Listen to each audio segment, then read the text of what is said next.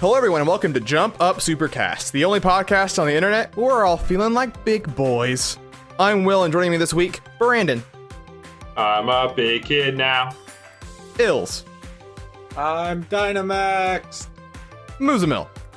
E3 is almost over by the time this goes up. And Seth. Kaiju fight! Kaiju fight! Kaiju fight! Kaiju fight! He took a month off, folks, and this is what he was charging up. Kaiju fight! I mean, it's the best half intro we've gotten in a while. Not to say that's much, but you know. It was. I like the idea that he passed out as soon as he came back from the sheer joy of kaiju fights. It's the best Saf intro since Sup. That is, yeah, Moose, you make a good point, Moose, in your intro, that this is going to be, you will know probably about next-gen consoles at this point. Sorry, dog. You're living in a new world than we are. But it's fine. Because we still, just because it's old news doesn't mean it's not important news. And so, this week, we're going to talk a little bit about some conferences and then preview Nintendo's conference, the one that has not happened yet. So this still has a salient. But before that, let's get, like I said, to the news. We had two presentations this week, not conferences, that we want to get to. The first of which we discussed last week already, the Pokemon Sword and Shield Direct. Yeah, baby. Yeah, baby. Oh, yay. We got Kaiju Pokemon fights. Sleep out of the way. Now it's time to wake back up and talk about getting big. So this was a 15-minute presentation. They had a 2-minute trailer to sort of lead off, and then from there, they sort of explained what they showed in that trailer. But let's just go in the order, I guess, of what it was in said trailer. First off, of course, we see our good friends, the starters, Sobble, Grookey, and Scorbunny. We did it. Sorry to my dear Scorbunny. We did that. Scorbunny gives you a fist bump when you pick him, which made me excited. But then they show this shot that it's very Breath of the Wild almost, the like sweeping behind the trainer, but it is this big area, and we find out later that it's called a wild area, and this is the most open Pokemon has ever been, and you can control the camera, and also you can see Pokemon on the field. And at first we thought, oh my god. at first we thought this would just be for the wild area, but no, it turns out that is for all routes you can see Pokemon. The camera control is only in the wild area, but you can still encounter wild Pokemon in the grass when you see a little exclamation mark pop up. But Yes. let's This is get perfect. to this. Yeah. For me, I think, in my opinion. Yeah. It's a good compromise, you know? It's a good compromise. Yes. Like, I really liked the overworld Pokemon in Let's Go Pikachu, Let's Go Eevee. Mm-hmm. Yeah, I did too. This is one of the things that I really liked about that game. Yeah, and but you know, there's still some purists out there who really like their random battles, and they're not wrong for wanting that. You know, they like Yeah, that. I like them both. Yeah. I can't believe we got both of them. They figured out a way to do it, and it's perfect. Yeah, it's a good way to compromise. You know, it's like you can. I mean, you'll always see overworld Pokemon, but like there's still that kind of. You run to the exclamation point, and you'll get who knows what'll show up. There's still a little bit of mystery, which is fun. Yeah. But the thing that I think was the biggest problem with Let's Go with the overall Pokemon was that the routes were still very faithful to their Game Boy days. Kanto was not designed for that. No, it's a lot of right angles, a lot of narrow corridors, and so it would just be like a wall of Geodudes if you're in a cave sometimes. Like, it looks silly. Now it looks a lot better. You know, it looks more natural. For one, but you know, also because they're bigger, wider areas, you know, there's just more room for the Pokemon to kind of. Yeah. And it's cool that, like, for example, when they first show off the camera control later on in the Direct, you see when they do it, when they move, not only can you like see left and right, but you see a Butterfree up above you. Like, flying Pokemon can now have more verticality to them. They can actually be flying. Yeah. You know. Yeah, that's super cool. Yep. You know, one of the things that I'm really excited about, I saw, is that the Pokemon have like AI. So like specific Pokemon will like charge after you, you know, and some will like run away. You know, so they actually behave in the field as they would, you know, on their characteristics of that Pokemon, which is amazing. You know, unlike Let's Go, which they just, you know, all you know, just Let's aimlessly Go. walk They around. were kind of dumb. You know, they just kind of. You can wander walk past around. them and they would not try. Yeah, but now they're a lot more smart about that. Also, just the wild area in general. I love this idea. I love this idea so much. I'm someone who has kind of been vocal about wanting Pokemon to open up a little bit more, right? And the wild area, I mean, I don't know if the story will... The story seems like it'll still be linear, and that's fine with me, but just having this wild area, which pretty much connects all the towns, you know, or at least all the main ones, and kind of being able to freely explore this place, like, I love this idea. I love it so much. And the fact that, like, it's pretty dynamic, too, right, with weather changes, and there's a lot of different biomes in it, and... Because I think the thing is, oftentimes with Pokemon, is that whenever you catch all the Pokemon in a route, there's very rarely a reason to go back, right? Like, you sort of progress, but you don't have a lot of reasons to return. Now, like they said, with the weather and with time of day, different Pokemon will show up. You know, they show like a Rhydon and a Sandstorm. They show like a Golurk and a Duskull at nighttime, sort of as examples of that. And I think that, you know, the idea that like you can come back every day and find a different Pokemon in the same area gives it a dynamic nature to it that I think will help it from being too repetitive to keep returning to it. And the way it's kind of set up to the wild area kind of gives me vibes of like a old school world map in an RPG, you know, where it's like you have kind of access to all the towns, of course, right? But like it's kind of like this place where the world feels so much bigger than everywhere else, you know? Yeah. I mean, it's very sort of like, I thought like people compare it to Hyrule Field and Ocarina of Time, right? Where like this sort of like area that you're in, and then there's like branching paths that go off from that sort of center. Which will be interesting. And then from there, they show that there are these like beacons, kind of like the strands in Death Stranding, which made me laugh, in the distance that you can go to. And that is where you can engage in some Dynamax battles. Max Raid battles. Yeah, specifically. And this is, they show a giant Gyarados, and you see 3 other trainers, and they're not like, you know, NPCs, they look like you. And so this is essentially raids, as the name implies, a 4v1 fight versus this giant Pokemon. And you can matchmake with, you can have both do online, where it'll just give you 3 AIs to fight with you. Thank God. Yes, which is nice. But then you can also matchmake with people online, and you can all work together to try to defeat this big monster. They say that some Pokemon can only show up in the field after they're defeated in raid battles. There is one Pokemon that I was super excited for, but then got super unexcited after they mentioned that one comment. And it's during the first trailer, when they showed off Milotic. Because I remember trying to catch every Pokemon in Diamond and Pearl, and catching a Feebas was the most frustrating fucking thing I could possibly imagine. And then having to evolve that Feebas was an even... Oh my god, that is even... It's better now, but in Gen 3, it was a nightmare. You gotta max that beauty stat. I know, it was a nightmare in Gen 4 as well. It was so stupidly hard. But they fixed it by allowing you to have it in wild, but it kind of like deflated a little bit when you're like, oh, it looks like it's going to be one of those raid Pokemons that you need to be in a raid first and then have it in the wild so that you can capture it. It's like, I feel like, I really like the open areas, like Muzzy was saying, but I got most excited by the possibility of the raid fights. Like, I just thought that was super cool. Like, that actually made me want to play the game, surprisingly enough. And I think it's also interesting because when they show like a Rhydon or a Golurk or like a Milotic, like Saf says, like oftentimes when people would say open world Pokemon, they were asked for it, the question was like, well, how do you make sure that like you don't get super strong Pokemon super early, right? How do you make sure you don't just catch a Rhydon? Because you go to this area seemingly pretty fast if you look at the map. Yeah. How do you avoid that? And by gating off some of the like, you know, final evolutions behind these raid battles that'll be more difficult, it's a way to help balance that.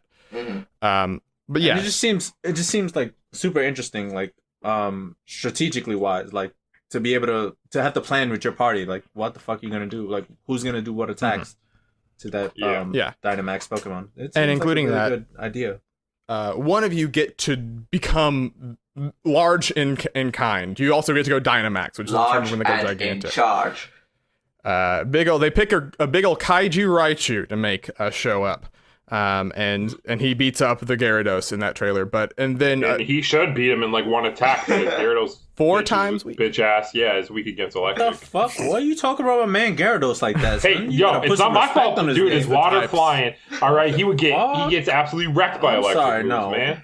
Gyarados is the man. I I'm sorry, Mega Gyarados Gyarados. is All the right, fucking man. but like that, and that is the thing that I think was cool about the max raids is they said like this is the first time that like there's ever like a PvE multiplayer in a Pokemon game. That's the first time. Which is the first. And then Dynamax doesn't only happen there. It also happens, as they show, in gym battles. And they show off the first gym leader. His name was Milo. And you do it in a stadium. It's a absolute unit, by he's the way, Milo. thick. He has been in the gym, brother. This is the Pokemon equivalent of Lemillionaire from My Hero Academia. I had that thought, yeah. He's also missing his nose. Yeah. Real quick about Dynamaxing, though. I really like this mechanic a lot more than... Because since Gen 6, they've been adding these mechanics, kind of like these last resort, big ol', whatevers. In Gen 6, we had Mega Pokemon, which were limited to, a select amount of Pokemon getting a brand new temporary form that you could activate for the duration of the battle, right? And then Pokemon Sun and Moon had Z moves, which was like essentially one big super move that you could use, right? Right. Yeah. I didn't like either one of those, though, to be honest. Okay. But you're into this though, right? Yeah. So I'm into Dynamax, and I'll say why. But like Z moves just felt kind of lame to me. Like I never felt the need to use them. Yeah. Yeah. I felt Z moves were super lame. I never got into Z moves. And then, I did love Mega Evolution. Well, sure, I get why people like Mega Evolutions, but I do feel like they were a little bit overpowered, for what they were. Kind of. But you only having one per battle kind of balance it. Yeah, but I feel like Dynamax is far more balanced because they specify you can only use it for three turns. 3 turns. Three turns, and then you go back to normal. So it really kind of emphasizes this like last resort type of deal, Yeah. And on top of that, just it's sort of a halfway point. Yeah, sorry. It's sort of like a halfway point because like it does increase your stats. Like Grookey's HP does go up when they show him big versus small, but also it alters your moves. All the moves now are like they're like Final Fantasy like attacks. Just like huge explosions are happening, giant forests are growing, then exploding with your dumb little monkey, which is great. I cheered for that. But like you said, it's only 3 turns, which is the element of like a Z move, right? Like it's not a permanent thing. It's just like you pop it and then you sort of have to return to the normal state afterwards. So I feel like it's a really good balance between those two concepts, Yeah. And also, personally, it I'm just really works with excited every about the Pokemon idea though, so that's nice. I'm really excited of the idea of because one of my first things I think of is how this kind of relate to the meta, right? Like, sure. And with last gen, with Sun and Moon, they didn't have the megas until post game. And my thought is maybe they'll have megas and Z moves in post game in this, and then my next thought is how crazy are battles going to be with megas? That's a lot. And Dynamaxing so and much. Z moves all at the same time. Like it's going to be fun. Like to me, at least that just seems crazy, but also a lot of fun. Like trying to predict when your opponents are going to do it and saving it for the right time for all those things. And you blew your Z move. Well, I still got Dynamax. It just seems like a lot of fun to me. Yeah, in Sun and Moon. Sorry. In Sun and Moon, could you do a Z move and a fucking Mega Evolution? Yes. Holy Yes. shit! But I mean, only in I'm the kind of hoping post-game, they so limit basically, it to like one now. I don't want Mega Evolution. Half of your team having those weird modifiers does feel like a lot, right? Yeah. Or at least I think because it's interesting if you look in the screenshots, there's just always an ever-present Y button, which brings up what looks to me as a Wi-Fi thing. It looks like a Wi-Fi symbol. So it looks maybe like the PSS system in X and Y a little bit potentially. Which was way better than the thing from Sun and Moon. Sun and Moon had an awful match. The Festival Plaza was bad. It was just, that's kind of weird. Like, but I think it would be cool if they were willing to acknowledge more like, hey, like here's a mode where you can have all that insanity, right? Where you can where you can do all that stuff, and then one where it's like, no, I want to keep this a little bit more. Sure. low-key. I'm happy with it. They should definitely give us options, right? Like there should be a lot of options. Please bring back the Battle Royale mode. That was really cool. Yeah, that was. I love that shit. Yeah. I just hope they give us lots of options. That's to be seen, of course. And Game Freak's been kind of weird with giving options in multiplayer. Yeah. So who knows? I mean, Game Freak's also just weird in general about like, hey, here, let's introduce a new feature, and then it just gets completely ignored after it. Yeah. Like that's all the time. Yeah. That's kind of a staple for them. So yeah, there's quite a lot of good stuff that I missed. Let's go. Sorry. Yeah, there's quite a lot of good stuff that I missed from like previous games. Like I like the EV trading thing from X and Y. I like the online connection from X and Y. And I do like the Mega Evolutions that they had as well. Like, there's a lot of cool stuff there that I would be happy to see in the Pokemon Shield and Sword. Like, that would be totally great for me. Mm-hmm. Bring it all back. Bring it all back. Secret bases? Come on, baby. Bring it back. Maybe. The underground cavern in fucking... Yeah, man. I just won't bring us. Give us everything. That would be so fucking complicated. Trying to teach everybody all that shit at once. There's a lot. There would be a lot happening. Pokemon's built up a lot and cast a lot aside. Yeah, like even just playing X and Y for the first time, like a few years ago, I was like so fucking blown away by how much shit there was in the game. Yeah. But to sort of go back slowly to the gym battles thing, there's that guy Milo, like I said. But the thing that is cool, I like this a lot, is that in Sun and Moon there was almost this thing of like going away from traditional gym formats, right, with the trials. And now this is treating it as like, no, like a gym is like, they say, like in the Galar region, Pokemon is like, it's a spectator sport. And like, you know, and you have people in the stands that are cheering, and like, I mean, if you look, they show the champion of the region. His name is Leon, and he has a very dumb outfit that I also think I love. I love where it he's so like much. half sports guy, half king, basically. He is my Like a cosplay. matador. Yes. It's kind of like a matador. Yeah, a little bit. But if you look on his back in a couple of screenshots, he has tons of sponsors on his cape. Yeah, this was crazy. Which is funny. And so it's this thing where like it's this sporting event, you know, like you come out there and you have sponsorship deals, you have a bunch of stuff, and so it's fun to sort of treat gym battles as like celebrities, right? Because Black and White touched on that a little bit, like making a gym leader something outside of just being a person that stands in a room. Yeah. And I think that they're sort of touching on that a little bit again. I love that. Like, I like the idea of, you know, incorporating these aspects more into the lore of things, right? Because, like, I think in previous games, like gym battles were kind of something you do, but you never really thought about it much. You know, it's like, okay, get the gyms and become the champion, whatever. But now there's story purpose with that. Yeah. You know, these gym leaders, like, they're not just a big deal to you; they're a big deal in the universe. You know? Like, people are not showing up for you in these matches. They're showing up for Milo because he's the established guy, you know? Like, it's fun. And I think that's neat. I just want to get sponsored by Jimmy John's. I hope I can. It's true. With the beanie. Oh, boy. But, yeah, so that is... And then I guess I should mention this. They've confirmed that Rotom is never leaving you ever again. He was a Pokédex in the last time. He's a Pokédex again, but now he's also a phone, which is a little cheeky tie-in probably to Pokemon Home that they announced last week. But that also mentions that this is sort of the part of the answer for HMs. HMs have been gone for a while now, but you get your bike back. For the wild areas, they show it, and they show you pedaling on water, and they say that's whenever you attach your Rotom phone to your bike, it gets the ability to go on water, and also take that, Jesus. Yes, true. I have a genuine concern about this entire Pokemon universe and using Rotom for every single piece of technology. Like there's also a Rotom drone. I have privacy concerns about Rotom being in everything. Get the fuck out of here, NSA. It's true. Yeah. So I mean, and then I guess we would be remiss talking about Pokemon without mentioning the new Pokemon they show off, which is they showed off 4, which is actually less than I thought they would, but I like all of them. There's we got a little evolution line. Gossifleur is a little healing flower Pokemon, and then it turns into Eldegoss, which is like a old grandma with a big cotton ball hair behind her. I like Gossifleur a lot more than Eldegoss. I'm not gonna. Why is her hair so on point though? Looks really, she's ready. She's feeling it. It's bigger than she is. And then we get Dreadnought, who's just a big, mean-looking turtle. Love that turtle. He's cool. Yeah, he's a great guy. And then these two, I think, were the two. They're on opposite extremes of the scale, but I saw the most reaction to them.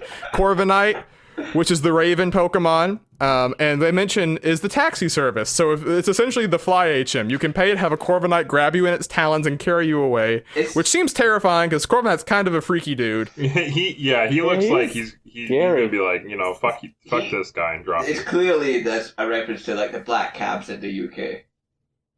Okay. Yeah. You know what? You'll have Saf. We will defer to you on a lot of Pokemon stuff going forward. But surprisingly, he's not a dark type. He's a steel flying. No, he's steel, which is sick. Cool, Yeah. neat. Just like the I love cabs that. in the UK. Steel type. Well, damn. It's true. But do they And they fly? also can fly. You have hover cars. And then a very special individual, Wooloo, was introduced, and it's just a little sheep, and everyone loves this dumb little Wooloo, sheep. man, I was surprised by just how much that thing caught on. People love Wooloo. Wooloo is a Pokemon that craves stability, and I think we can all relate to that in 2019. Yeah, that's fair. And so, you know, he's... That's a just a little commentary sheep. on Brexit, by the way, from Game Freak. He did. Oh no, nailed it. Yeah. So that is sort of the big stuff from the Pokemon Direct. Whoa. What about Sonya? Oh, I'm the sorry. New Bowsette. Yeah. Oh, you're right. We do have Sonya. hold on. We got some more people showing off here. We got the rival Hop. We got the older professor and her granddaughter Sonya. I like Everyone's- those characters though. Like, Yeah, the characters are nice in this one. I mean, Not yeah, just the because they're champion, Leon, the champion. Yeah. yeah. yeah. And so yeah, they are cool. Thank you for reminding me of that. But that is generally the Pokemon Direct. It exceeded my expectations. Well, I think wait, it's crazy They ended on one more thing. Did you? Oh, you're right. Well, this is the one thing. They did show us a trailer for the legendary Pokemon Zacian and Zacian, and Zamazenta, which are very literal interpretations of Pokemon Sword and Pokemon Shield. It's a wolf with a freaking sword in its mouth, like Sif from Dark Souls, and a guy that has a shield for a face. Like, he has a regular face, but then around it is a big old Zamazenta looks shield. dumb. Yeah, he just looks dumb. Just the lamest fucking thing. I'm sad now. I'm sad. You guys are being mean to my boy. I mean, Zamazenta... Maybe it's because people dunk on him that I've come around to him. I just feel I don't know. Meanwhile, Guys love Zacian, it. he's got a sword in his mouth. That's cool. He's a cool dog. That's classic. I feel like Pokemon Sword is going to be way more popular than Pokemon It definitely is. It definitely is. I'm gonna get Shield. Probably gonna get them both, but I mean Shield's gonna be the one I play.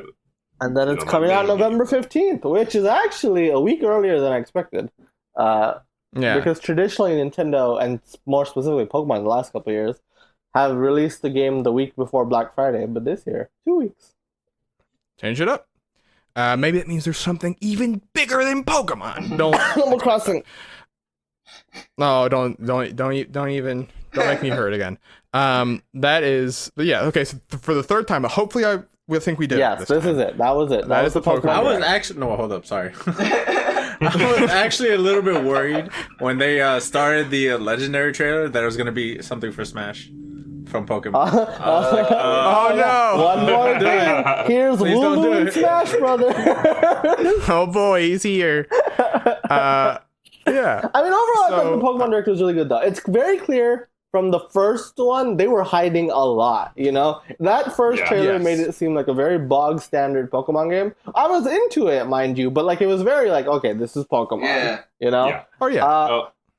Which maybe after Let's Go, that's what you needed, right? But now here they are showing you, no, look, this is not like, we are doing a lot more than just Pokemon, you know? And it feels like ambitious, and that's exciting, you know? Which is exciting, and they're also, you know, they're hitting all the right notes, right? Because they're doing all these ambitious things, which are super important to keeping the games fresh, but also, you know, it's still at its core, it's still the Pokemon game that Pokemon fans want. So it's like it's the best that you could ask for, really. Yeah. And I think the best thing is, even though they showed off, you know, a lot of, you know, okay, this is the core things that we're gonna have. I think there's still a lot to find out. Oh, sure. about Like, we this still game. don't even know who the hell the rival team is, let alone a lot more stuff. You know? So, rival like, team. I mean, yeah, more of the story, who the real bad guys are. I mean, but like on top of that, you know, just like the online, how are battles going to work, and you know, I'm sure there's plenty more that they had just are keeping behind.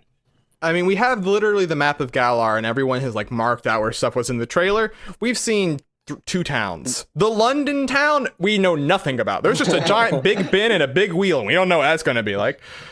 But yeah, so you know, maybe we'll see it at E3, maybe we won't. But they'll surely have plenty to show down the line. Pokemon loves their weekly trailers when it gets closer to release. So that is that was a fun one.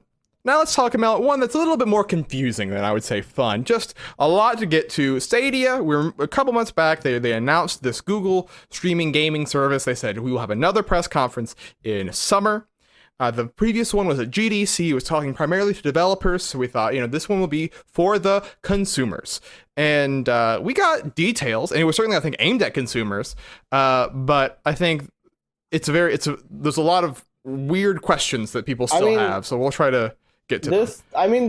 This presentation sucked. I just want to start right there. Okay, This presentation was bad. So like they did the direct style. The more like Phil Harrison, more like a 2014 era Nintendo Direct. Right? Here's a man with a white background, nothing going on. Our dear friend Phil Harrison, the man behind the PS3 and the Xbox One, here to bring you another console. Yeah, the man has headed some very successful launches. Yeah, but like no, so like the presentation itself, I thought was very bland. But besides that, there was just no content in here. It was like, here's the details of Stadia, which I mean, they did what they promised, right? Here's some games. Here's the details about Stadia, the launch, all that bullshit, pricing details. But that's it. Like, there was no big game. I guess Baldur's Gate 3. Sorry, I'm spoiling. I was about to say, we should probably get to the games before we get to the details of Stadia. And they had 3 new games showing off. They showed a trailer for Division 2 and one for Ghost Recon and a bunch of other stuff. But Baldur's Gate, as you said, was the big one. It was primarily just a CG trailer. Yeah, but that's a multi-platform game, and that's a big game, to be fair. But it is multi-platform, right? It's coming to PC. Why?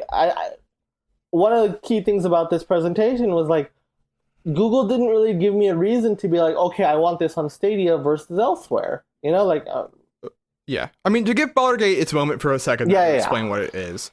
It's by the people who made Divinity Original Sin 2, which is a very beloved game. Extremely well received. And they, it was just a CG, a guy threw up some blood, turned into a Cthulhu man, a typical Friday night out on the town. And besides that, it was just him explaining like, hey, like they've let us go wild with it. They're not putting reins on us with going into this new universe, basically.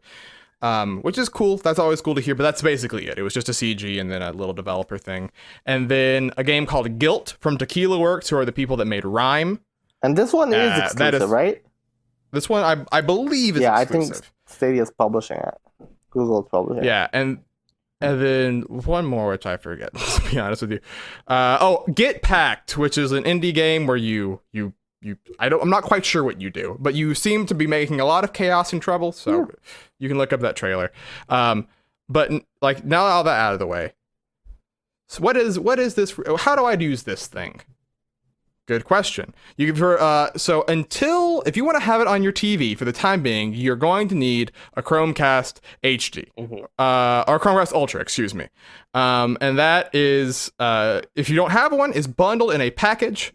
For $130, there's the Stadia Founders Edition, which comes with a Stadia controller, which is normally $70. The Chromecast Ultra, and then which is normally 3 $59, months. I should say. The Chromecast Ultra is normally $59. That is fair. Yeah, and then 3 months of Stadia Pro. Yeah. Now, what the Sam heck is Stadia Pro? Great question. Stadia Pro is essentially, it is their subscription service. Things that come with it if you get Stadia Pro. The 4K HDR thing they talk about, only on Stadia Pro. If you have the base thing, 1080p is the max you can get streamed to you. Surround sound is behind that. And there is one free game that we know of now, which is Destiny 2, The Collection. Yes. Which is a weird game because Destiny 2 also announced roughly 30 minutes later that the base game in its first year of content is now going free to play. Or it's just free, essentially. And so that's a weird one to have as your one exclusive game. And you might say, well, are there other games launching with it? Yes. But those you will just have to pay for normally. Yeah. It's seemingly, as of now. We don't know which games are... So they have the Stadia Pro, which is $9.99 a month, right? And then you have... Yeah. Otherwise, you just buy games, right? So you can kind of compare Stadia Pro to like Game Pass, right? Like, here's a collection of games. And with games being added to the library every so often, right?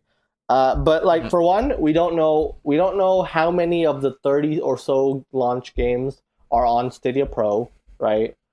Yes. So it's like a lot of them. There's not a lot of new ones. There's a lot of the new ones that are on here are Borderlands 3 will be on Stadia when it launches.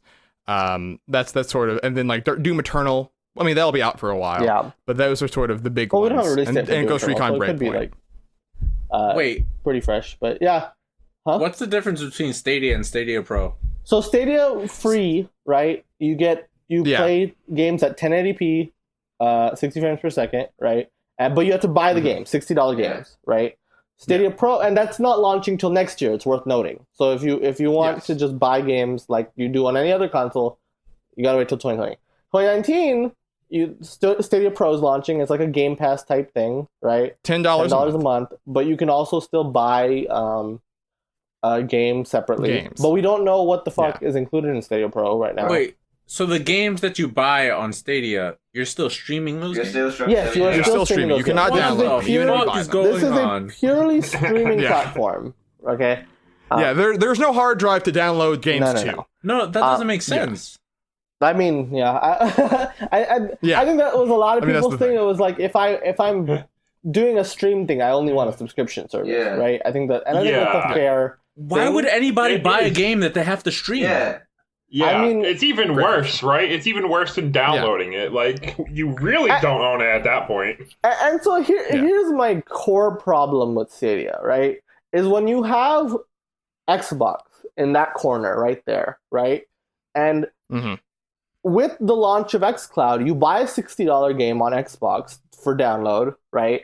You can download it to your Xbox, you can download it to your PC if it's a Play Anywhere game, or if you want, you have the option also to be able to stream it to whatever device you own, right? Phone, tablet, whatever, right? So for the same price, you can stream it, but also you just have so many more options. You're also able to download on your Xbox for a native version. You're able to download on your PC. And then on the subscription side, I don't know why the hell. I mean, we'll see pricing details about Game Pass plus xCloud, right? But look at the library of Game Pass, right? Look at the current library of what's in Game Pass, and then look at the fact that every single Microsoft first-party game, the day it comes out, is going to be on Game Pass, right? Yeah. And you're competing with essentially 2 decades worth of content, right? Whereas Stadia is launching with about 30, and then which is a fraction of what Xbox has, and on top of that, a fraction of that 30 is available for the $9.99 price. So it's like, even if you want to stream your games, why would you go Google? Like the only thing here is maybe there's an exclusive, right? But at that point, they haven't shown much yet, right? They've shown 2 exclusives essentially. It's far from me as well in regards to this. Like, if they're trying to publicize and make it for the entire market, they haven't actually gotten any of the biggest selling games on their system. They don't have Call of Duty, they don't have Fortnite, or any of the publishers' other games. I don't think they even have Overwatch announced, I don't believe. So it's no. I mean, it's a very small selection, it is. It's like, but even then, Fortnite and fucking Call of Duty, it tends to be everywhere. Even on the fucking Wii U. That's not ignoring Fortnite. But even on the Wii U, they had Call of Duty. On the Wii U. They even had Call of Duty on it. But Fortnite's a little different because it's free to play game. But that's a good point though. Like, why would you, when you could play Fortnite on any other system natively, why would you stream it? You know what I mean? Because that's a free to play game. I don't know if free to play games have any. But why don't you even have give them access to it either? I thought the value proposition of this whole thing was that you just stream everything. If you have to buy games that you have to stream, this is fucking pointless. Yeah. And that's the thing, right? Because you would thought, because this is their first. I mean, this is their second impression, right? But it's the first time they're giving details, and so you would say, okay, well, you would think they're Google, maybe they're making some big plays, because that was the thing people said, they're talking to a lot of developers, right? But I guess they could never get any of the developers to actually just say, hey, sure, we'll make it on Stadia Pro day one, and so instead, they have one game, right? Down the line, they could announce a ton, but every time that you show up and don't deliver on things that are interesting, fewer and fewer people are going to give you another look, right? And so it's this thing now that's like, well, I mean, until then, I'm just going to have to keep telling people Stadia is Destiny 2. That's what is on Pro right now. And I'm not even someone who's opposed to buying a game to stream. I honestly don't care. But I don't know why I would, for a multi-platform game, I have no reason to go with Stadia over buying it on Xbox, Like I don't see I don't see what, like, especially because, like, you know, Stadia is untested, right? We don't know how long. With how things are going, it's not going to be a big launch, right? How long, realistically, especially with a streaming only service, how long can we trust Google to keep this product around? How long can we trust that we have access to this product, right? Versus Xbox, right? Like, has, once again, 2 decades of history. You can kind of have an idea of, okay, yeah, they're in it, you know. Like, I have a little bit more trust in that space, you know. And if xCloud doesn't work, they have something else to turn to, right? Like, I have the alternative. Like, it's an alternative for the same price. Yeah. And it's like, so I don't know. I mean, literally, when we were watching it, we watched the buffering just go wild, right? It would just go 1080 to 240 all the time. YouTube was not working right during this stream, you know? Oh, and that's this was, trustworthy. and, like, this was a week where Google services went down. You know? Yeah, half of the internet was like, we can't work. Yeah. We don't know. And so it's like, I don't know who this product is for. And the thing is, like, they haven't, like, sure, maybe some big exclusives will come down the line, and because there's literally no barrier of entry here besides, do you have a device with Chrome, right? Mm-hmm. Sure, you can buy a $60 game, and, you know, there's no strings attached there, right? Oof. Besides the fact that it's streaming, but, like, besides one big but the thing is, I don't know why anyone would buy a multi-platform game on this, though. I do not see the appeal of buying a multi-platform game on this service at all. Yeah, I mean, I think that streaming is a thing that can definitely work, right? I think that someone will eventually get this right. It might be Microsoft, it might not be Microsoft, but this does not feel like that moment. Yeah, I want it to work. This is just not the way. Yeah. I think I was reading something. Google's kind of fickle with some of the new tech that they kind of developed. Like, they kind of like experimented with for a bit, and then they abandoned it. So I kind of hope they stick with this one and try and make it successful instead of, like, watching it flop and just leaving it and leaving, like, whoever buys into it well, just without any games to play. It just feels like it's launching too early too. You know, I feel like the proper way to have done this, the only way to sell this product is with exclusives. Mm-hmm. You know, you need must-play games that you can only get on Stadia, right?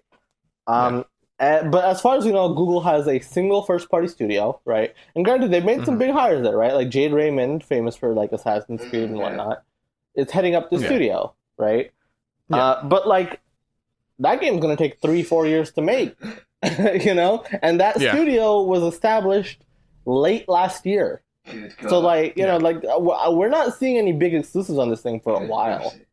So, while I agree with that, I think, for me, it wouldn't have necessarily needed exclusives if everything was part of the subscription.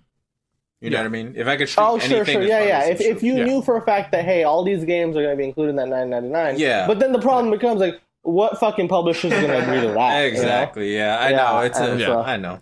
Yeah, it's a problem. Yeah, and that's why, like, a first party is, you know, is well suited to try something like this, right? I mean, Sony, even in interviews, has been talking about, like, hey, we want all PS5 games to be streamable, and we want PS5 games on things PS Now on things that aren't just a PlayStation. That would be nice. And so, like, you know, like, yeah, so, you know, they're quietly looking at this too, and they also are another person that, you know, if they're partnering with Microsoft to use their infrastructure, like, could be well suited to try this as well. But, like, Google has the tech, but they don't have the content right now, right? Is seemingly what it is. And who knows if they even have the tech, because it's still unproven in the wider market. So, I mean, yeah, we'll see. Not a great conference, you know, like Moose said. And then one final piece of news. Actually, we're going to skip it, because we got Nintendo to preview, baby. We don't want to kill Sam.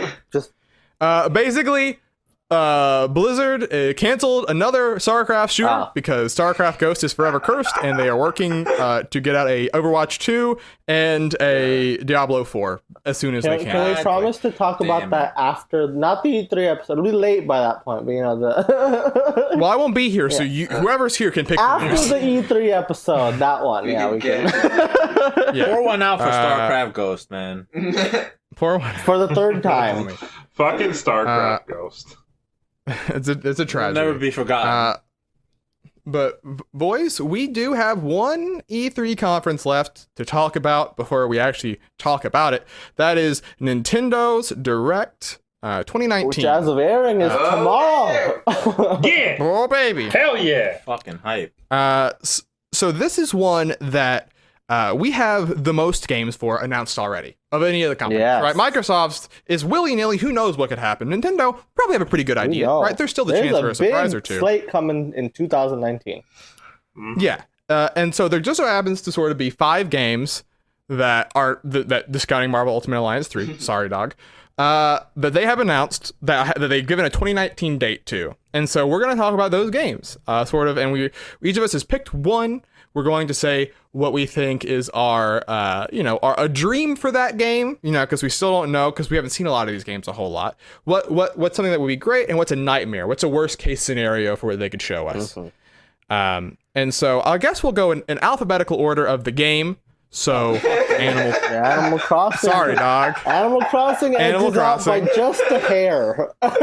Just a second. But also, to be fair, Animal that- Crossing, like, real quick, is also, I feel like, their biggest game for this year. Like, I think this is Sure. this is the one that, like, Think Sales wise, Shots fired. Pokemon, maybe. I mean, yeah, Pokemon, but we already talked about Pokemon, yeah. But even then, the fact that Animal Crossing is in that conversation with Pokemon says it, how much out of everything else that we're talking about, how out of its league it is, like. And Fire Emblem. Shots fired. Oh, I mean, it's not. even It's gonna close, sell bro. more than Fire Emblem. It'll sell about Yeah. quadruple Fire. Damn. Fire Emblem's on the rise, but it's not there yet. But yeah, so Animal Crossing though, with no subtitle. The that latest we know in the of yet. series. All we've seen so far is Tom Nook sitting at a freaking desk, dude. And it's been a long time since the last Animal Crossing. 9 months. Oh, well, I'm 9 months picking- since I the picked announced. this game, Sorry, by the way. it's been 7 years since the last. It's been Animal 7 Crossing. years, please. Yes, it's been 7 years since New It's been Leaf. that goddamn long. Goddamn. Yeah, man. New Leaf was a great game. Oh. Big leap forward, right? It was. I'm gonna lead out with my nightmare first, Okay. because Animal Crossing has had a pattern that people have concerns about, right? A GameCube game, it's good, right? Introduces the idea of the series, clear improvements to be made, but great. Wild World adds a whole lot, right? Got rid of the tile-based thing. You could play on connecting like on multiple devices, great. City Folk, they added a street. You could go on a bus, but it's mostly just Wild World again. Yeah. Then New Leaf, oh baby, you're a mayor. You're just saying you people are staying up late because I have bad sleeping habits. You can tell people to do that in that game. It's great. But Well, it was adds not a so pattern. much. It was one game. It was a single game that stands out. you know what, Muzamil? But you know what? We're back to console, baby. What if it happens? What if they just said, here's New Leaf, but we made the models this better? Isn't just a console, Right? It's also a handheld. Oh, I mean, so the worst part about this nightmare, right, is the fact that I think as much as we would be like, oh, that sucks, we would still be there. We'd still be happy as fuck. That's Oh, I would still buy the shit. and Yeah, play the but hell out of it. having Animal but- Crossing on the Switch in of itself is like, When I saw the Switch get announced, my thoughts were, oh baby, I mean, I Animal think that's what Crossing. on everyone this thought, thing. right? Like, almost Yeah. immediately, the first game you think of when you heard of the whole concept of the Nintendo Switch is, oh my god, this system is fucking perfect for Animal Crossing. It truly is, But But I still, that is the it still nightmare, would though. suck, though. I still... It would still suck to would wait suck. 7 years. The biggest gap by a wide margin between games. And that's Yeah. up there between sequels of like a lot of Nintendo franchises, right? Like Okay. how often are we waiting 7 years for a sequel, especially one that sells as much as Animal Crossing? Oh, Yeah. it has not been 7 years, excuse me. Because Animal Crossing Amiibo Festival came Oh out. yeah, You're right. uh-huh. And that's the other Yeah, thing. that Animal was a Crossing's been series. weird, dude. And like Happy Pocket Home Camp Designer. came out. Way to discredit those games. Okay, to be fair to Happy So you Home can Designer, discredit those games all you want. No. They're come on. I mean, to be fair to Happy Home Designer, that one apparently I've not played it was decent for what it wanted to be, but it's not Yeah. what you want from Animal Crossing, And it felt like a test of the thing they're going to put in the next Yes. mainline one. Like I expect that type of room construction to maybe be in this game. Yeah. But the thing I want, right, from Animal Crossing, my dream is I did not play a lot of Animal Crossing with friends, right? Because I did not have a lot of people that played Animal Crossing in my life when a lot of the Animal Crossing games came out. New Leaf was my first Forever one. Alone. And so, yeah, it was tragic. but there is something that is so fun about showing off your town, right? Yes. There's something that's such a joy to that. The thing I want is if you open your gate, for me to feel like I could almost just wander into someone else's town, you know? Like clearly there's a delineating point when you're leaving your town, but it shouldn't be this big labored process. It should be a thing that like I might be digging and then I'll see Muzuma walk by in my town. He might be making my life a living nightmare. That would actually be a hellscape. But the potential for that, I think, is so fun to share in, right? Because Animal Crossing has this thing that I sort of share with Minecraft, where like playing single player is still fun, but there is such this component of I'm working on this thing so I can share it. Yes. And I want to be able to share more easily, right? And that might be sharing shirts online. The QR codes were really cool in New Leaf, but making Can't do that anymore. more of There's like no camera. It's true, but maybe not literally. No, I that, know, but like you know, you go to a shop and you see the most popular shirts that people have designed and what those are, right? Cool. Like making Animal Crossing feel like a world. Yes. You know, would sort of be the thing that I'm hoping to see from this game. I'll be interested in this game if I can build a wall around my town and kill the immigrants. Oh my. You can make an orange villager. Oh yeah, with you know you long can hair. select your skin tone now. To so be you know fair, you can... Will, to be fair, Will, you're God. inviting someone, and you know this is going to happen. You're going to invite someone to design a penis for a shirt. I'm gonna get pitfall. My town is a Christian nation, okay? Yeah. Get That's true. fucking Jesus. people out. Good mercy. That is our That's Animal Crossing awesome. dream But, to build a wall. Yeah. But no, like Animal Crossing though, real quick. Yeah. I mean, I'm very much looking forward to this game, but like we said, it's been 7 years, right? There's a lot of ideas that those designers at Nintendo must have been sitting on for a long time. You know, Here's it's hoping. been a while, and so I really think that this one's going to be special. I really do. I think your chance of a nightmare is very low. Yeah. I agree. I mean, and to dump on my own nightmare, City Folk is one of the only games that Nintendo's ever said we made a mistake. Yeah, like They were like, we were not ambitious enough with City Folk, Yeah. and they are aware. and So I that think was that's a kind good of the indicator. driving force behind New Leaf, right? Was like we really didn't do enough with City Folk, and they like that, like you said, that's just one of the. How often does Nintendo go on record being like, yeah, that was a mistake? You know, they don't really do that. But Yeah. for City Folk, they did, and I think that's a good Yeah. sign for Animal Crossing. At least the headspace of the people in charge of Animal Crossing are like, you cannot just copy and paste. the Make a code. nut Animal Animal Crossing, you know, open yeah. borders. I like Let's do this. If Animal Crossing is not at the direct, I will be very sad. Yeah, that's the real nightmare. Because it's actually That's the real as nightmare. of It's this just not- morning. the nightmare for any of these is not there, actually. As of this morning of recording, it is the only game not confirmed to be there. We know that every other fucking game on the slate this year is going to be there. But I think that's because it doesn't have a subtitle. So Yeah, that was my thing. It doesn't have a subtitle. They probably want to keep that reveal. yeah, I no, mean, I they could agree. just I say wholeheartedly Animal agree. Crossing, but- No, I wholeheartedly agree. I think that it is the biggest game, and I think that's why you can keep it as a surprise, right? And it doesn't have a title and all that. So there's a lot to Animal Crossing, but like I'm just saying, like there's that little part of me inside that's like, oh my god, like are we not gonna see it? Like, Yeah, I you know? mean, yeah. Maybe. I've expected the it like pessimistic part of you saying that, and I am the same way. yeah. So. But a game that we had better see, to be honest, because it is coming in August August, 30th. is Astral Chain. Astral Chain. Nice. Ills, talk to us. Well, I mean, I don't have a lot to say about it. I'm looking forward to this game. My dream scenario is that it's another Bayonetta. It's just as good as Bayonetta action-wise and has a pretty decent story. Maybe not as campy as Bayonetta. That would be nice. And yeah, that's what I'm looking for mostly. My nightmare scenario is pretty straightforward. Do not be anything like them. And you know, and you point to two Yeah. games, you say, I want this, don't want that. Exactly. I respect that. and maybe no tacked on multiplayer if you can help it. You know, I don't need extra multiplayer that doesn't mean anything. If you can do multiplayer in a way that's satisfying, cool. If not, you know, just leave it the fuck out.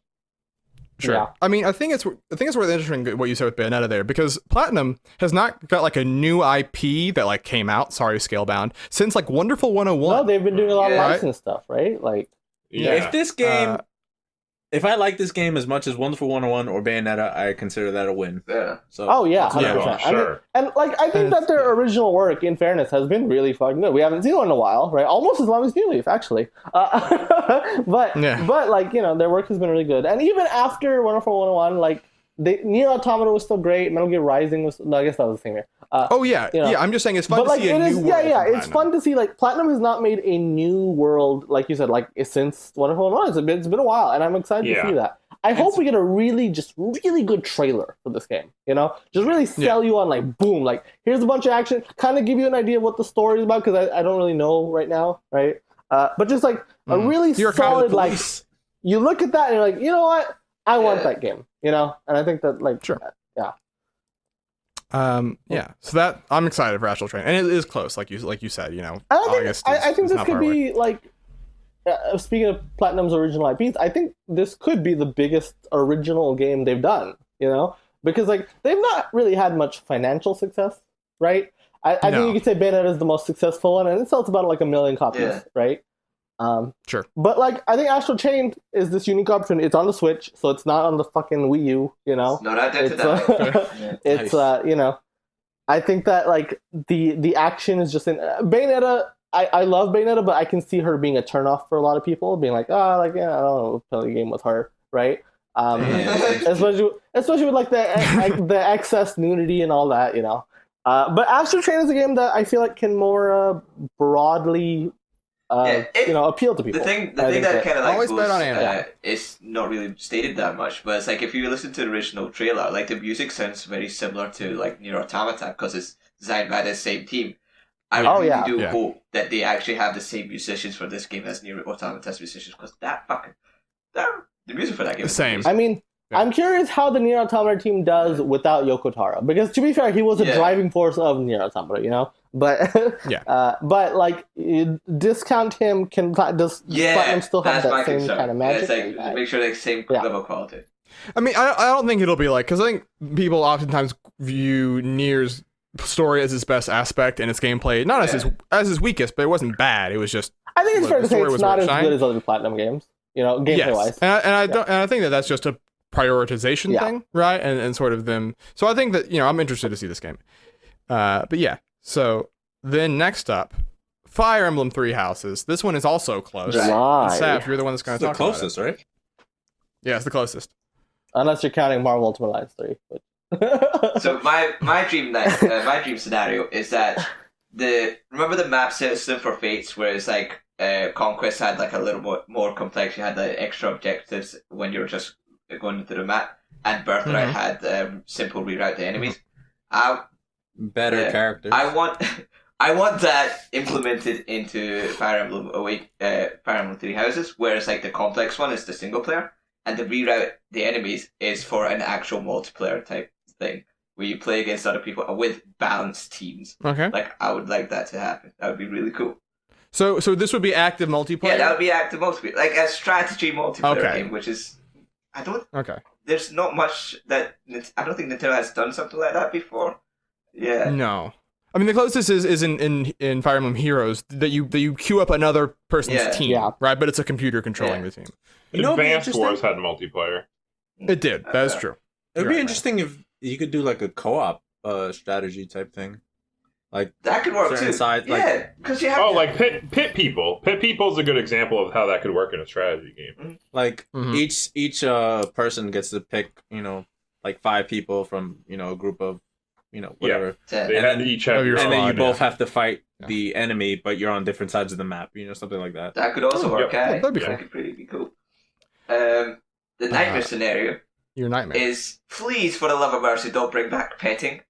I swear to God, I don't want this shit in my game. Wow. Stop. Your nightmare is my dream. Stop. You're dealing with students, for fuck's sake. Don't do this to me. Fucking petting in every game, please. You can. Yeah, I mean, I truly hope that kind of garbage isn't in the game. It just it just feels tonally weird. Forget the fact that we never even got it. So I know, I know, but it just it feels like Fire Emblem is trying to be in your mind, it's like this very serious strategy game, right? Mm-hmm. And then you include shit like that, and it just feels out of place. It's like, why waste development time on a feature like that? I think for me, I would put it under the umbrella of don't feel obliged to bring back old elements. Yes. Right? Like you look at the kids in Fate, and the kids as a gameplay mechanic is very cool, but the reasons the kids are there in Fates is stupid. It is just Like dumb. it's just like It's not as good as It's in dumb. Awakening. No, like No. that should have been something that was unique to Awakening. You know, that like that part of Awakening's identity, and they don't need to like. I mean, like it's funny because I just derided Pokemon for this, but like you don't need to just keep every single element that you added in every game and just add on to that, right? You can do something different. Like you can have it, and to be fair, from what we've seen in Three Houses, it does very much have its own identity. You know, it doesn't really seem like the 3DS games. You know, and I think that's cool. There is I don't want to get into specifics because I don't want to spoil anything, of course. But there is a leak that got a lot of stuff right that was not officially announced, and it talks about some of the stuff in the game.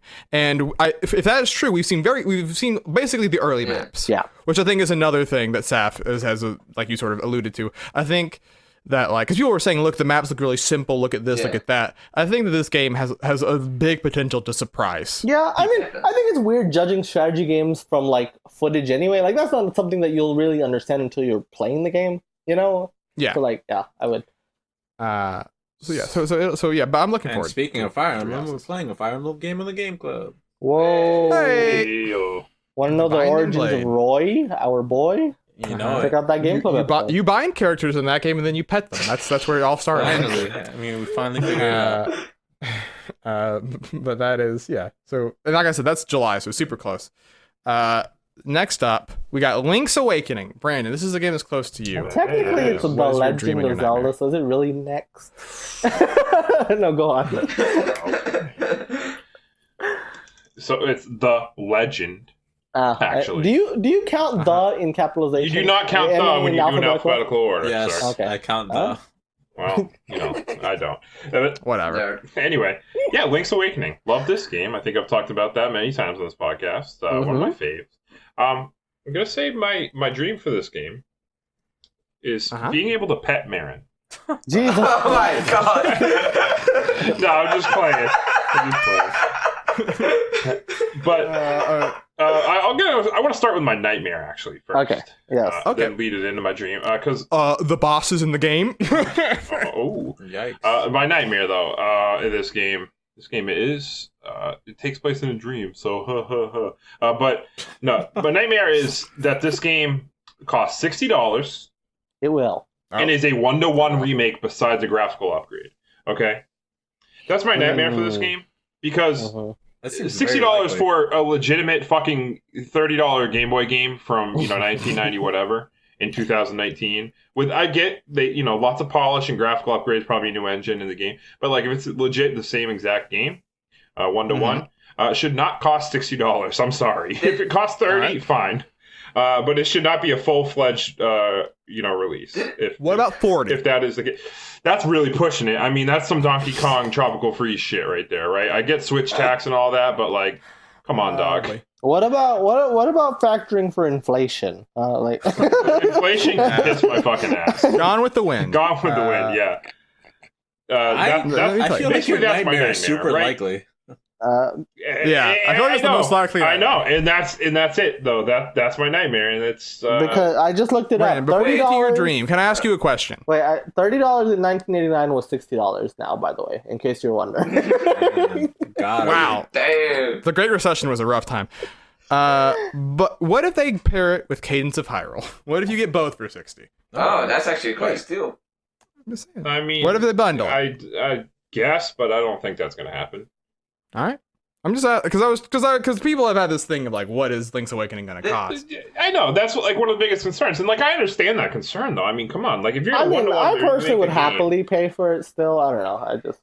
I'm not going to happily pay for it. Although I love this game and I want to support it. I'm He's going to buy pay it for it regardless. angrily. Yeah. I'm gonna hit Which the that. Nintendo feels very I'm different. gonna hit that button and be like, God damn it, Nintendo, you fucking You put bastards. extra I'm gonna force behind the purchase I'm gonna pay button. $60 for a game that I own already, multiple times. It's gonna be exactly the same, Didn't the What's your Nintendo? dream? So what is your didn't the dream Nintendo then? press statement for Zelda say it was going to be a reimagining? Or am I mistaken? Yeah, they did use the word yeah, reimagining. so- But like it looks exactly the same. From what we've but seen. yeah, so far the footage actually looks like 1-to-1. Yeah, So, 1-to-1. Yeah, but here's the thing, and this works into my dream. My dream is this game has more. It's not just 1-to-1. You know, at the very least, I mean, come on, it's got to have the DX fucking dungeon in it. But like, you know, more to it. Just I don't know what they're gonna do exactly. I know this game it is a dream. This game actually is a dream. Fucking spoiler alert. But What the fuck, man? I haven't played that game you know, yet. just adding new stuff to this game. Just something. A couple new dungeons. I don't know exactly what they would do, but just I think there needs to be more. Petting Marion. Petting Mary. Like you said. There we go. There it is.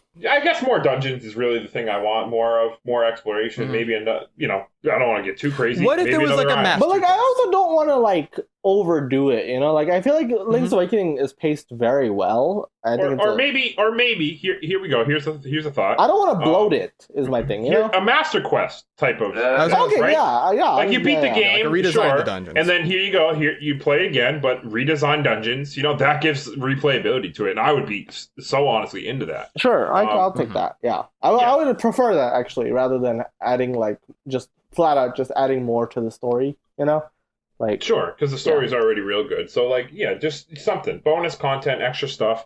You know, a Master Quest type of situation here where you just play through it again with harder difficulty, new dungeons. I hope for something like that. To me, then at that point you can justify if the game's going to be $60. Yeah, I think that's worth the price. So Okay. You know what I want? that's my dream. I want Link to wake up and then murder the Windfish. Fuck. Oh, And then wow. Pet Marin. Alternate ending. There it is. That okay. So that is Link's Awakening. Uh-huh. That one. That's the one we. I think this is holiday, or is it just 2019? They said 2019, just a flat 2019. Okay. 2018. All right, and then last, weird. All this stuff, if you don't count the T and the, all in the first half of the alphabet. The letter L, Luigi's Mansion 3. Luigi's Mansion 3. Oh, is this the last game? Yeah, we talked about the end. Last game. Yeah, Luigi's Mansion 3. So, I'll start with my nightmare. Okay. Luigi's Mansion 2, I like that game a lot. Dark Moon, whatever. But I think the mission structure really bogged it down. You know? I think that you designed these 4 really cool mansions, right? But then the fact that as soon as you completed your mission, you couldn't explore anymore, right? There was no you couldn't really properly go through these mansions, you know? And so I hope with this new hotel setting, this singular setting, I'm hoping we can just kind of freely explore this hotel. You know, I guess leading into my dream. You know, I want to freely explore this hotel. You know, and on top of that, I guess adding to my dream is I would like more elements from the first game to come back, including Portrait Ghost. You know, I think Portrait Ghost added for a lot of personality to Luigi's Mansion. Yeah, it felt like the ones in Dark Moon, like a lot of the ghosts in Dark Moon were a little bit bland.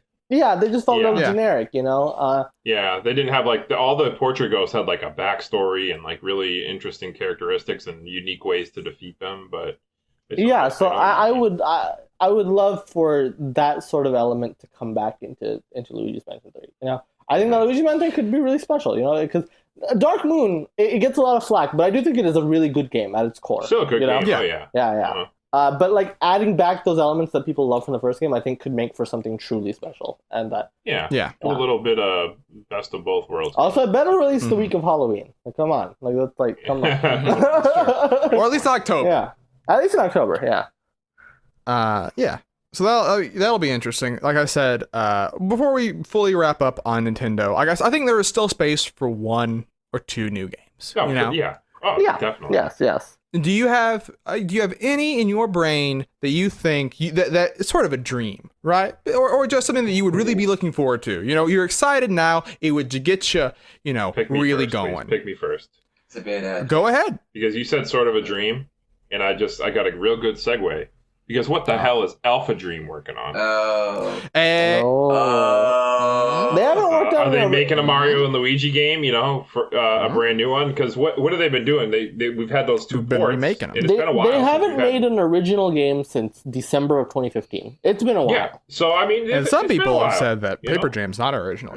Yeah. So I'm just saying, Alpha Dream. You know, they don't have the 3DS to work on anymore. It's dead. Rest in peace. And I'll spit on your grave. Growing up. But They are a pretty here we small go. team. What are they working on? I hope it's not a Mario and Luigi game though. Is that like? I feel like I want them to work on something new and then come back to Mario and Luigi later. Yeah, if they had... I think that series needs to take a break. 5 games is a lot to have to do unbroken. Yeah. 6 games. They need some fresh eyes on that series because it's gotta be... Sure. I mean... And this isn't even me saying, like... And they're good developers. I'm not even saying, like, bury Mario and Luigi into, like, the do. F-Zero corner, you know? I'm just saying, like... definitely don't do that. No. I mean, the game's gonna sell. Yeah, but, like, take a break. Take a break, do something new. I mean, Game Freak somehow finds a way to make a town every so often, you know what I'm saying? Yeah. Let Alpha Dream have a town. Yeah. Granted, Alpha Dream is about 100th of the size. I mean, I'm definitely into them making a brand new whatever, but I'm also, wouldn't be mad if they're making a new Mario and Luigi. Sure, I wouldn't be upset either. I would take it. I would just hope that it gets better, because honestly, they've been regressing since Inside Story. Like, the last the two 3DS era was a rough one. So, they weren't bad games either by any means. They just were really blah. I also have a game, which is going to be weird. Okay. I'm super into this idea. Mario 3D World for a Switch. I want it to have a second chance. Fucking yes. Please and thank you. Get this fucking game on the Switch. It definitely should be ported. While you're at it, just fucking port everything. I mean, yeah, honestly, right? It's funny though, because 3D World truly is like, hey, like this whole concept of passing the Joy-Con and playing with it, like that's perfect for 3D World. It works really well. This is the co-op one. And that game, there is no a single Joy-Con is more than enough for that. So like, it's like, yeah. And the touchscreen stuff they use is so basic, you could just assign it. I mean, they already solved that problem in Captain Toad. Like, it's not a problem. It's straight up not a problem. Yeah. So like, So what? Yeah, get it on there. While you guys may be thinking, I have one that I was thinking about. We have an established precedence now, right? Nintendo is willing to let their IPs be made with an indie developer in mind, right? They're willing to give the people who made Crypt of the Necrodancer a chance to put their spin on the world of Zelda, right? Cadence of Hyrule. There's a game that I'm a big fan of, and you know who else is a big fan of it? The current president of Nintendo Co-Limited, Shintaro Furukawa. Golf Story. And you know a game we have not had an entry in a while? Mario Golf. All right, give them a chance to make a pixel art RPG Mario Golf game, like the Game Boy games that the people are here for. But man, you're gonna rip that right out of the hands of Camelot. I mean, where are they? I don't know if Camelot has it in them. I don't Mario know. Tennis? No. Mario Tennis is good, but like the adventure mode, not so much. But also they've been working on Mario Tennis. Yeah. Right, like they're still updating it. I'm saying this is the thing you could, because Thursday now for the Treehouse is Indie Day. Yes. They're showing off indie games. What better way to get a little bit of eyes on that thing than here's Cadence of Hyrule that just shadow dropped. Here's Mario Golf by the Golf Story developers. I mean, right a Mario Golf RPG. Makes my peen go Dynamax, because I really have been waiting. Took that from Twitter. Right. Yeah. I think there's also this like just inherently seeing Nintendo characters in pixel art, because Nintendo doesn't really do that much anymore. I don't think there's a single pixel art based game Nintendo's made on the Switch. Well, besides like Mario Maker and all the amiibo. Yeah, like Mario Maker, sure, but like other than that though, it's like those are directly the art style of previous games, right? And like then even in the 3DS era, we stopped seeing that. It's not often that we see a pixel based Nintendo game these days, and so like there's just this like I kind of miss that, and so that would be nice. Also, I just really want a good single player adventure RPG for Mario Golf. So Damn, play Octopath. All right, maybe that. Ills? You wanna go next? Ills? Oh, I'm supposed to pick one. This is something I have to do. You don't have to. Oh, okay. You don't have to. I mean, you don't got one. I mean, Super Dream, dream, like craziest bullshit ever. I want the Cuphead developers to make a Kid Icarus game. Whoa! That's a good idea. Holy shit! My mind is just exploding in how perfect that is. Oh my god! But it would never happen. So. Nah, I mean that'd be cool. Why did you put this idea into my head? I'm sorry. I was gonna be so sad. It had to happen. Oh, jeez. I mean, okay. Once they finish that delicious last course, that's what they're working on next. Fingers crossed. So, can I have two? Sorry, Saf. Why not? Go for it. The Saf one.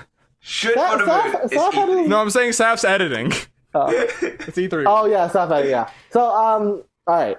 Well, before I get to even my two, my real dream is please nothing get delayed. 2019 already has an amazing slate. You really don't have to add anything to this year, and I would be happy. You know. Yeah, I agree with that. It has a lot coming out, and so I as long as everything, especially Animal Crossing, comes out this year, I would be very happy about that.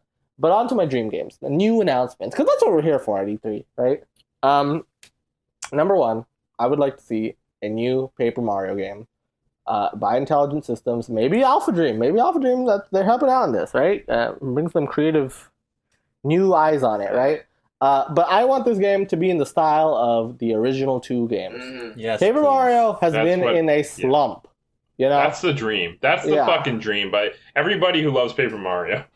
yeah, honestly, right? Like, I mean, Senior decade. and like Super Paper Mario has its fans. Don't get me wrong, but like, truly, it's a like, good game, but like, you want Paper Mario to go back to that original style. Yeah. You know, Oh, yeah. you want partners. You want like a charming story, and it doesn't even have to be like.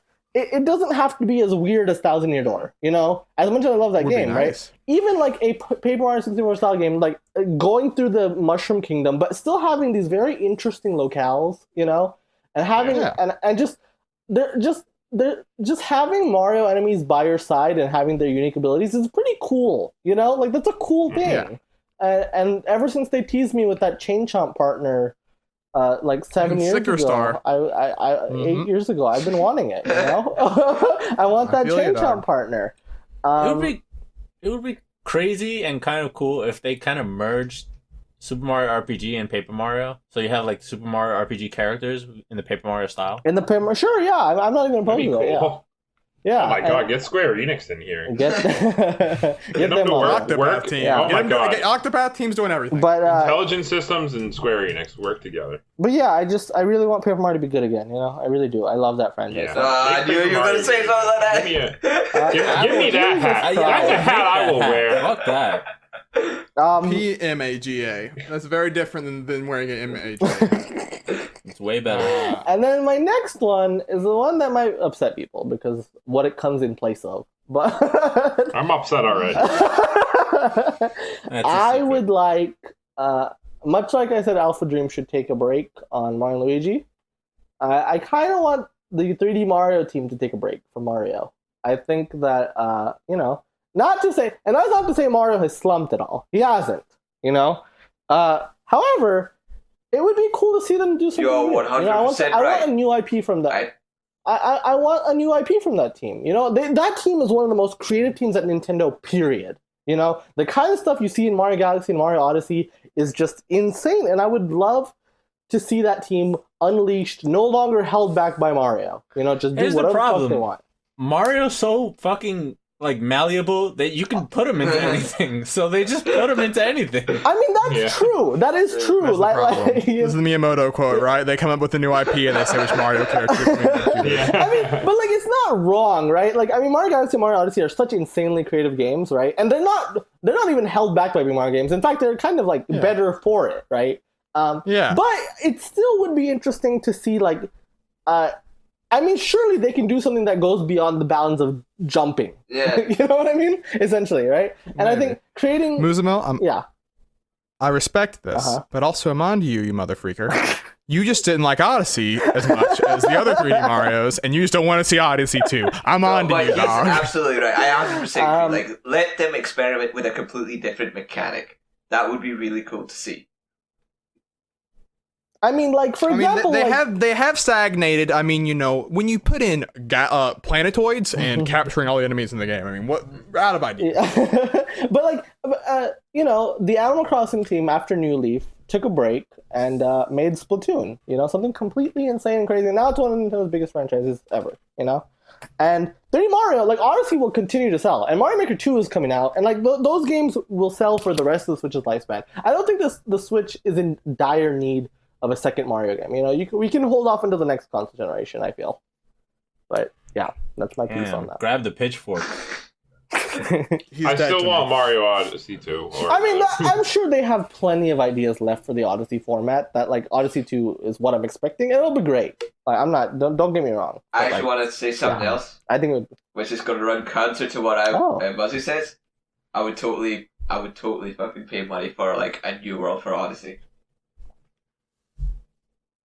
Oh, like DLC? yeah. Oh, like DLC or like DLC is good. That window's gone. Oh, that window's long yeah, gone, man. there was a- No, you know Windows not gone. I don't care Yeah. what you people say. Mario Kart 8 Deluxe. Get Mario Kart 8 Deluxe. New DLC. Oh my god! Mark, just fuck that. Mario Kart 9. No, I got a bet to win. No. I want new Give me courses. Mario Kart 9, baby. I want new courses in Mario Kart 8 Deluxe. Listen, Buzzy, you just Listen. don't want that game because you don't want to have to buy Mario Kart 9. You The just don't only wanna way get- that Mario I Kart think it's 9 can be interesting. better than Mario Kart 8 if they take out Pinkle. Okay, sir, Oh, shit, the godless star. don't you Shots dare. Okay, fired at you should Brandon. respect people's religion, all right? It's true. That is. You know, I think it's interesting that none of us said Zelda. I think that's Yeah, it's interesting. too 'cause, early Breath for of the Wild- We've got like You know, two we different got Link's Zeldas this year. Awakening. Because we're talking about Mario Odyssey, but Mario Odyssey came out 8 months Yeah, later. but we got it's literally the Link's same Awakening. timetable We from got Mario Cadence of from Mario Hyrule. Galaxy to Mario Galaxy 2. It's the same timetable. That's fair. For it to be announced. So My Majora's Mask, though. It would make sense. It's fine. Yeah, I know. It's just I was surprised when I said that. I thought that might be one of the answers. That's a Game Uh, Awards announcement. You know what I'm saying? Maybe. But either way, we are excited for E3. So many games you probably already know about, and we may still find out about. But that does not mean that we can forget what has come before. And so we do that by turning our eyes towards the list. the list. Follow along in the pace bin below. Yeah, baby. Last week, we added, I brought WarioWare Mega Micro Games to the list. It made it number 33, right below Super Mario Brothers. Wario can never get a Why'd win. you guys Always put right it so below him. high, though? Is it really Good that game. good? Holy shit. Will was trying to get it higher. Jesus Christ. He was. I mean, I was out 6. Psychonauts is really good too. I think they're fast comparable. Psychonauts is better than okay.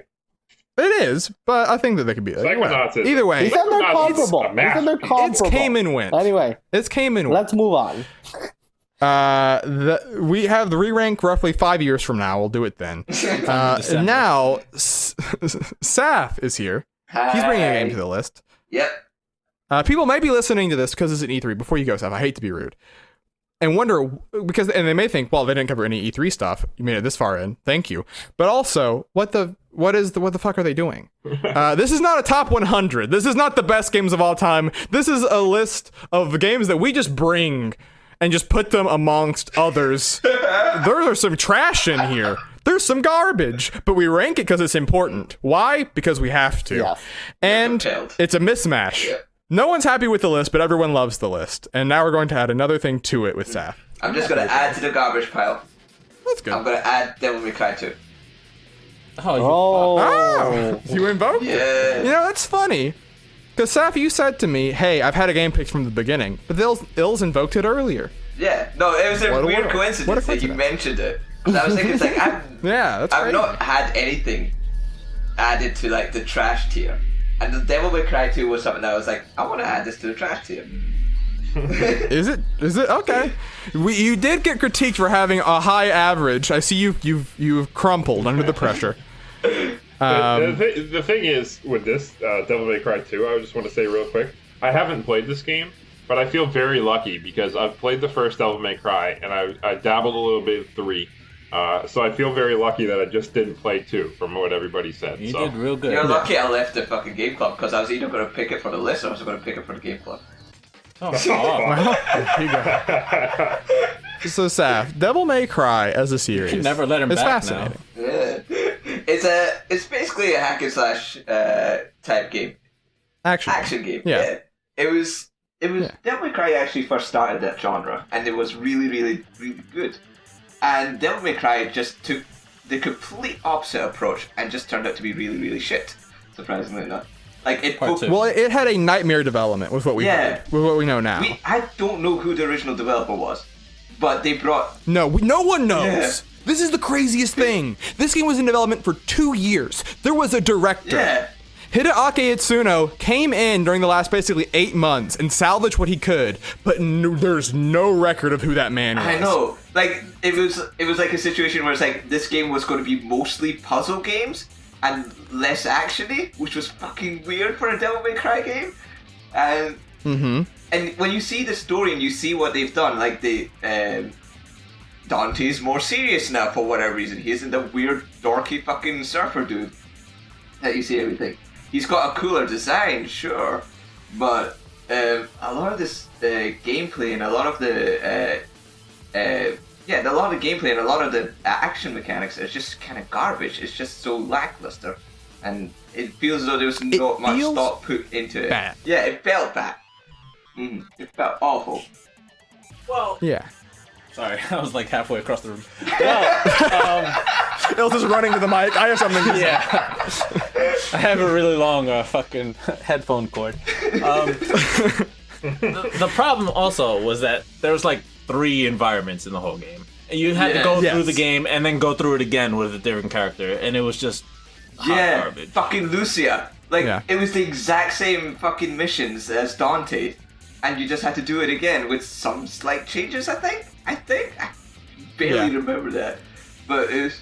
Devil May Cry for a long time has had the idea of multiple characters, and I think it took kind of till 5 to really like feel like they nailed it. Like 4 improved. 4 was pretty good. But like 4 was good, but like this is such like a thing of like they said, I remember in interviews, they said they wanted to make the environments bigger, but by doing that they basically made no environments, you know, like because they were trying to make these 3 environments so large, but it didn't like translate. Yeah, not at all. Like, it was just straight It was garbage. hella boring. Holy shit. Yeah, it was just... I mean, it was like one of the most boring games I have ever played, I think. Yeah. Because that's part of the fun of DMC is like you get new enemies from that you at a pretty good pace, right? Like there is something to it that really makes like even though your combos don't change. I mean, your combos do change; they evolve. But like action games, people say get repetitive, but Devil May Cry as a series does a pretty good job swapping that up.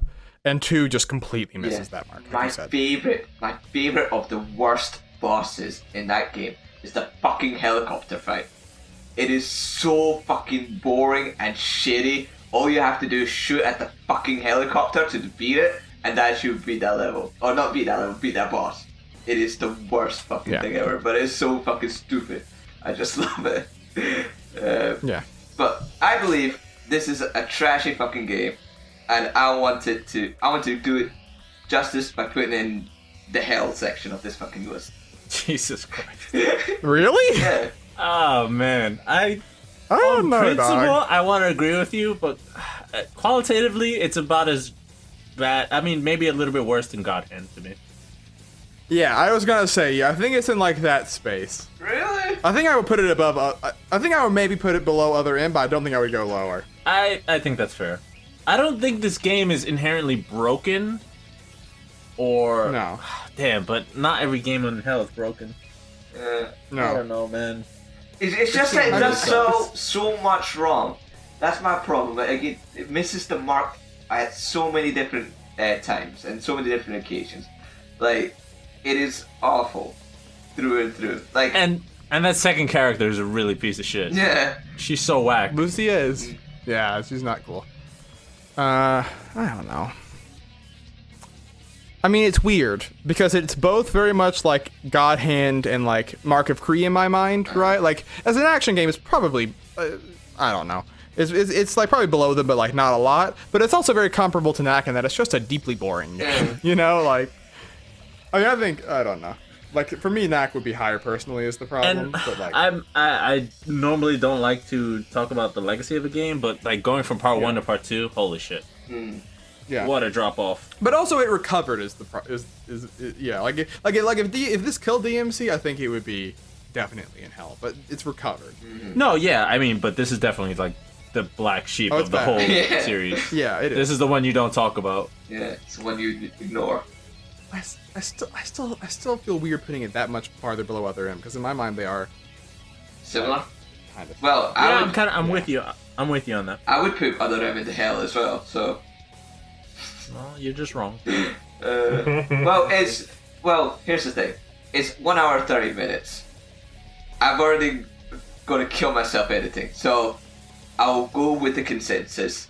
I'll put it He always somewhere does this. He just throws away his morals I will throw for convenience. This is for my own Temporary personal thing, it's fine. I'll throw away my morals and judgment and Go with the consensus. Noah is furious right now as he's listening back. He is. Wait, why? Does he want it in hell? Oh my god, we're gonna make No, he's no. furious. He's furious about Saf throwing away his morals. Just, Yeah. So, I mean, do you want to do that, Saf? In the words of Noah, this is why the list is going to shit. Oh man. I mean, here's the thing. 3 of us have played it. Right now, it's 2-1. So Saf, Yeah, no, it's 2-1 anyway. It's All right, yes, finally, me and Will agreeing on something. we did. Holy shit! The Will's I coalition. can't believe Devil May Cry brought 2 warring parties together. I was mean, it. strange bedfellows. I mean, amazing how that that is worked out. worthy of putting it as high as it is. Yeah. There we go. Yeah, it's a monumental day, as Devil May Cry 2 goes number 96 on the list, out of a total of 111. I think I should start doing that. Because surrounding it though is 94 Nintendo Land, 95 Metroid Other M, 96 Devil May Cry 2, 97 One Finger Death Punch, a game Saf picked on the Game Club, and 98 Crash Bandicoot. Feel bad for Crash. That is the list for this week. That is the podcast for this week. Apologies to Saf for having to edit this, but It's a good episode. that's the way it is. It's the well, it's not the E3 episode, it's the pre-3 episode. Well, 3 episodes. 2 weeks in a row. It's the It's Look gonna be forward wild. to hell on earth, brother. It's the episode of dreams before they come crashing down on Tuesday. Yeah, before they give a 2021 day on Animal Crossing. Can I have the last word? But so while you're still innocent, Brandon, you didn't get to voice your opinion on the thing, so why don't you give your final phrase? Yeah. And as I always say, Saf while you personally ponder asked on for that. it, and you couldn't give it. Saf hasn't been here for 5 Oh, weeks. frick! Did Saf ask for it? did. What did you ask for I it? literally just asked for it. I don't retain any information. Saf, you can do it. Thank you. But while clearly you're already Let's prepared. talk about the game club. That works. You talk about the game club. what? You want to do it right now? Yeah. Oh, okay. I thought you were gonna go. Okay, all right. That's what we're doing. No, do the game club. I'll do the plugs after, All right, and then I Saf. thought you were gonna insert it in the plug, Okay. but it's good. All right. All right. So yeah, we have more than one show. What you just listened to was our weekly show where we talk about video game news and give opinions, usually bad ones. But we also have a second show. We give equally bad opinions, but we talk about just one game. Because we all play one collective game together, and we talk about it in the Game Club, the Jump Up Supercast Game Club. It's every other Thursday. Right now, this week, we mentioned it a little bit earlier, we're playing Fire Emblem, The Binding Blade. Also known as the Sword of Seals. Also known as Sword of Steel. The origin story of our boy Roy. And yeah, we're going to talk about that. And just as of a couple days ago, we just uploaded the Chibi Robo episode. We played Chibi Robo. That was a lot of fun. And yeah, man, just listen to the Jump Up Supercast Game Club. If you check out the playlist, there's a playlist that on SoundCloud and on YouTube. And maybe there's some games that you're interested in or that you played before and you want to hear our opinions on. So it's a fun time. We add the games to the list, and it's very informative if you're interested in the game. So check it out. Yeah. Besides that, if you want to make sure to not miss those things, you can do that by subscribing to us on your podcast service of choice that you're listening to. If you're on SoundCloud, you can follow us there as well. We have a Twitter that will post whenever we go live with a episode, or when we go live on our Twitch channel. Both of those are twitter.com/jumpupsupercast and twitch.tv/jumpupsupercast, or that's right. Moozamil streamed Croc, fulfilling a year-long... This was last year's E3 bets. Moose is finally paying them off. Yeah. So that'll happen. Look forward to that. It was a treat last week when we did it. Croc is a shitty shit game. It fucking I had a good sucks. time. Didn't you know that going in? I know, but I didn't know the extent of it. I come in think, it's gonna be like, fucking Sonic Adventure, Donkey Kong 64, just some kind of shitty platformer, whatever. This is a platformer that fundamentally, it has tank controls. What kind of 3D platformer? I'm moving in 3D space as a platformer with precision It's not even like a Mario Odyssey type. Like, there's no holes. No, there's a lot of fucking holes with tank controls. It is a stupid game. I don't know. You'll get more of that live on twitch.tv/jumpupsupercast. Yeah, so that is there. We're also on Facebook and Instagram at /JumpUpSupercast at the end of those URLs, and you'll find us there. But that is, like I said, the podcast for this week. Saf, as you've requested, your final phrase. So a lot of people are listening to this podcast, an hour and 30 minutes, and no one said the most obvious game that's going to be out on E3 and Nintendo tomorrow, which you'll be listening to, and that is fucking Mother 3. And guess what? We all know Mother 3 is coming out. They're going to announce it right at the end. Itoi's going to be coming on the stage. It's going to be speaking in English perfectly with every single dialect and fucking slang he knows. And then announcing Mother 3. That's what's going to happen. Wait for it. Everyone else made predictions, but this fucking guy has to make it his final phrase.